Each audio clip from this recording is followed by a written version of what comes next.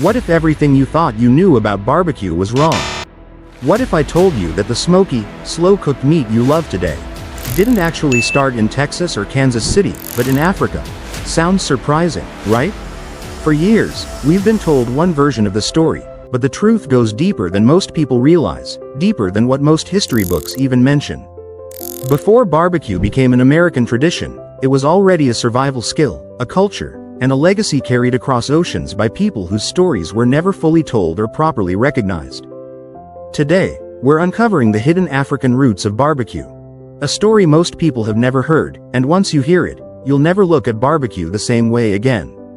When people think of barbecue, they think of ribs, brisket, smoky grills, and backyard cookouts with friends and family. It feels modern, it feels American, and it feels familiar. It's something people connect with celebration, weekends, and good times, a symbol of togetherness. But barbecue isn't just food, it's history. A history shaped by migration, struggle, adaptation, and resilience over generations.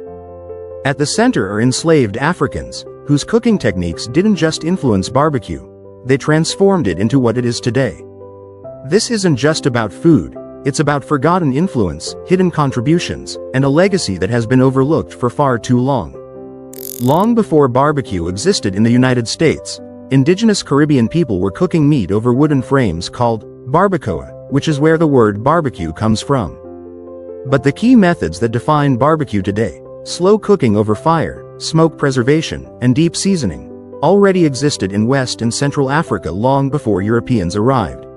In many African cultures, cooking meat was slow and intentional, often done over open flames for hours to bring out deep, rich flavor and tenderness. It wasn't just about eating, it was about community, gathering, storytelling, and sharing moments together around the fire, something that connected people beyond just the meal itself and created lasting traditions. Then came the transatlantic slave trade. Millions of Africans were taken to the Americas, carrying with them knowledge, cooking skills, flavor techniques, and an understanding of fire passed down for generations. Even in the harshest and most inhumane conditions, that knowledge survived and adapted. On plantations in the American South, enslaved Africans were often responsible for cooking, especially for large gatherings, using the toughest and least valued cuts of meat. Instead of wasting them, they transformed them using slow cooking, smoke, and spices. What others saw as scraps, they turned into something rich, flavorful, and unforgettable, laying the foundation of modern barbecue and shaping a cuisine that would later define an entire culture. They used slow cooking to break down tough meat, smoke to enhance and preserve flavor, and spices to create depth and richness. Over time, these methods shaped barbecue as we know it today. The taste, texture, and bold flavors all come from these innovations born out of necessity, creativity, and lived experience, proving that some of the greatest culinary traditions come from adaptation, resilience, and ingenuity. Modern barbecue is built on three core elements: low and slow cooking, smoke flavoring, and bold seasoning. These directly reflect traditional African methods. Smoke wasn't just for flavor, it was a way to preserve food and extend its life. And bold seasoning, with layered spices and marinades, is where African influence stands out the most. Even the idea of gathering around fire, cooking together, and sharing food as a community comes from long-standing African traditions that existed long before barbecue became popular in America and continue to influence food culture today. As time passed, these techniques blended with local ingredients in the American South, creating regional barbecue styles like vinegar-based, mustard-based, and sweet smoky flavors.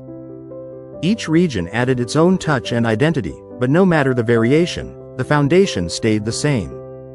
Enslaved Africans didn't just cook the food, they defined the flavor, the method, and the entire experience of barbecue. Even after emancipation, many black pitmasters continued these traditions, refining them, mastering them, and passing them down through generations, though their contributions were often overlooked or left out of the mainstream story. So why don't more people know this? Because history isn't always told completely.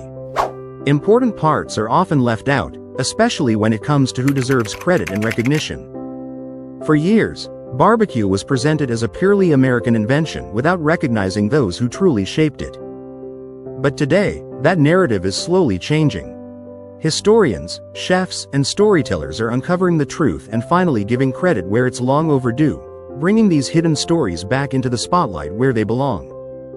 So next time you bite into barbecue, remember, you're not just tasting food, you're tasting history. You're experiencing a story of survival, creativity, and cultural influence that traveled across continents and generations.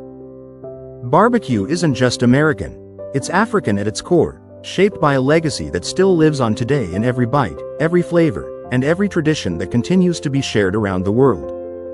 If this surprised you, hit like, subscribe, and share this video, because stories like this deserve to be heard and remembered. And tell me in the comments, did you know barbecue had African roots, or is this your first time hearing it? I'd love to know what you think. Thanks for watching, and I'll see you in the next one.